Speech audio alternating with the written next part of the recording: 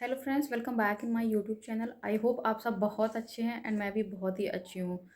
सो आज का जो मेरा टॉपिक है वो बहुत ही इंटरेस्टिंग होने वाला है एंड बेसिकली बहुत ही बेसिक सा टॉपिक है।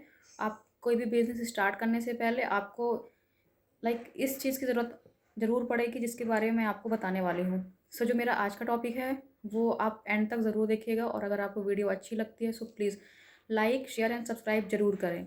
So let's start. आज का जो मेरा टॉपिक है that is about the digital signature certificate. Short form में हम उसे डीएससी कहते हैं। ठीक है, तो मैं आज इसके बारे में आपको बताने वाली हूँ। जो पहला क्वेश्चन होता है, what is DSC, what is digital signature certificate. तो बेसिकली यह एक डिजिटल डॉक्यूमेंट ही होता है। जैसे कि आपका फिजिकल जो सिग्नेचर होता है वैसा ही आपका डिजिटली एक साइन बनता है। उस साइन को ही हम कहते हैं डिजिटल सिग्नेचर सर्टिफिकेट। जैसे आप सपोज़ आप कोई आइडेंटिटी यूज़ करते हैं अपना। सपोज़ आपके पास ड्राइविंग लाइसेंस है तो ड्राइविंग लाइसेंस मीन्स कि आपके पास ये लाइसेंस है कि आप ड्राइव कर सकते हैं। अगर आपके पास डीएससी है इट मीन्स दैट आप इंटरनेट पर या कि फिर जो भी फॉर्म्स होते हैं वो डिजिटली जो भी आपके पास होते हैं आप उन्हें साइन डिजिटल सिग्नेचर के थ्रू कर सकते हैं। You have a licence to use your digitally signature through DSC. Basically that is the DSC. Next जो क्वेश्चन अराइज होता है कि वाई डिजिटल सिग्नेचर। इसका आंसर भी मैंने पहले क्वेश्चन में दे दिया है कि अगर आपको कुछ भी सिग्नेचर या कुछ भी आपको फॉर्म्स वगैरह डिजिटली ऑन इंटरनेट यूज़ करना है तो आपको जो सिग्नेचर की ज़रूरत पड़ेगी वो आपको डिजिटल सिग्नेचर की ज़रूरत पड़ने ही वाली है। जैसे सीधा सीधा है इनकम टैक्स की साइट पे आपको ज़रूरत पड़ेगी इसकी, एमसीए की साइट पे ज़रूरत पड़ेगी या किसी और भी साइट पे इसकी ज़रूरत पड़ सकती है, वो मैं आपको बाद में बताने वाली हूँ। जो थर्ड क्वेश्चन है, जो तीसरा क्वेश्चन है वो है डिजिटल सिग्नेचर इशू कौन करता है।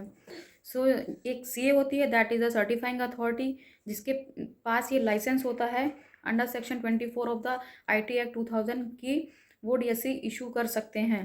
ठीक है, सर्टिफाइंग अथॉरिटी बहुत सारी हैं जिनमें से कि मैं आपको कुछ का नाम बता सकती हूँ। जैसे सीफी हो गई है, एनकोड हो गया है, पेंटासाइन, कैप्रिकॉन, एनएसडीएल, है ना। ये सब सर्टिफाइंग अथॉरिटी हैं जिनके थ्रू आप डीएससी ले सकते हैं। नेक्स्ट क्वेश्चन अराइज होता है कि डीएससी का रेट क्या होता है। वेंडर टू वेंडर डीएससी का रेट वेरी करता रहता है। मिनिमम कुछ भी वो 800 से 1500 तक हो सकता है और मे बी इससे भी ज़्यादा हो सकता है या कि भी आपको इससे भी कम में ऑफर हो सकता है, वो डिपेंड करता है। जो नेक्स्ट क्वेश्चन अराइज होता है कि किन किन गवर्नमेंट साइट्स में आपको डिजिटल सिग्नेचर की ज़रूरत पड़ती है। आपको मिनिस्ट्री ऑफ कॉर्पोरेट अफेयर्स की साइट पे, इनकम टैक्स की साइट पे, डीजीएफटी की साइट पे, जीएसटी की साइट पे आपको इनकम टैक्स एंड डीएससी की ज़रूरत पड़ेगी। गवर्नमेंट टेंडर फाइल करते टाइम पे भी आपको डिजिटल सिग्नेचर की ज़रूरत पड़ सकती है, राइट। आप नेक्स्ट क्वेश्चन अराइज जो ये होता है कि आप किस टाइप के डीएससी किस किस वेबसाइट पे यूज़ कर सकते हैं। पहले ऐसा हुआ करता था कि आपके पास क्लास 2 के डीएससी हुआ करते थे, फिर क्लास 3 के डीएससी हुआ करते थे एंड क्लास 3 में भी काफ़ी सारे सेपरेशन थे डीएससी के। बट अभी है क्लास 2 के डीएससी को ख़त्म कर दिया गया है। लास्ट ईयर दिसंबर में ही ये ख़त्म कर दिया गया था। अब केवल क्लास 3 के डीएससी ही बनते हैं। क्लास 3 के डीएससी में भी जो चीज़ें वेरी करती हैं वो ये हैं, अगर केवल आपके पास क्लास 3 सिग्नेचर है, इसमें भी वैरायटीज़ होती हैं डीएससी में।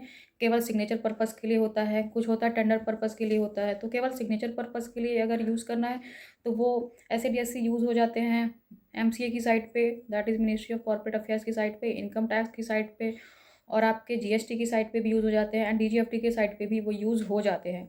लेकिन अगर आपको टेंडर पर्पज़ के लिए डीएससी यूज़ करना है या कि फिर आपको ऑर्गेनाइजेशन के पर्पज़ से डीएससी यूज़ करना है तो फिर आपको क्लास 3 का जो है वो एडवांस लेवल का डीएससी यूज़ करना पड़ेगा, जिसमें कि कॉम्बो होता है। Combo means encryption plus decryption दोनों होते हैं एंड प्लस सिग्नेचर भी होते हैं। तो आपको इस टाइप का डीएससी टेंडर पर्पज़ में यूज़ करना पड़ सकता है। या कि फिर टेंडर में भी कुछ कुछ ऐसे डिपार्टमेंट्स होते हैं जहाँ की क्लास 3 बेसिक्स जो होते हैं सिग्नेचर ओनली वो यूज़ हो जाते हैं। नेक्स्ट क्वेश्चन ये होता है कि आपको डीएससी बनवाने के लिए किन किन डॉक्यूमेंट की ज़रूरत पड़ती है। आपको कुछ भी ज़्यादा डॉक्यूमेंट की ज़रूरत नहीं पड़ती है। आजकल जो केवल आधार बेस्ड भी डीएससी बन रहे हैं तो सिंपली आप आधार के थ्रू भी डीएससी अपना बनवा सकते हैं। अदरवाइज़ आपको आईडी प्रूफ में पैन की ज़रूरत पड़ती है, एड्रेस प्रूफ में आपको आधार या फिर आपके पास कुछ भी document passport voter I card है तो आपको उसकी ज़रूरत पड़ती है। फ़ोटो की ज़रूरत पड़ती है, email ID and phone number की ज़रूरत पड़ती है। एंड नेक्स्ट इसे करना कैसे है, तो इसमें करने की कुछ ऐसी बात नहीं है। आप अपना जो एप्लीकेशन है वो डायरेक्टली जो सर्टिफाइंग अथॉरिटी है उनके पास सबमिट करा सकते हैं या कि फिर बहुत सारे ऐसे वेंडर्स होते हैं जो उनसे अटैच्ड होते हैं उनके थ्रू भी आप अपना डीएससी बनवा सकते हैं। अपना आईडी प्रूफ, एड्रेस प्रूफ, ये सब आप उनको दीजिए।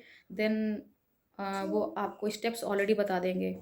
जो इसमें स्टेप्स हैं वो सिंपली ये हैं, आफ्टर एप्लीकेशन आपको अपना वीडियो वेरिफिकेशन करना पड़ता है, अपना ईमेल एंड फ़ोन वेरिफिकेशन करना पड़ता है। उसके बाद आपका जो डीएससी है वो बनकर रेडी हो जाता है, सॉरी। और डीएससी बनने के लिए ये आपका 1 घंटे में, 2 घंटे में ही बन सकता है, या कि फिर आपको 1 या 2 दिन का भी वेट करना पड़ सकता है, डिपेंडिंग ऑन द आपका वीडियो कैसे बना हुआ है और आपका जो डॉक्यूमेंट्स है वो सेटिस्फैक्ट्री है या नहीं है।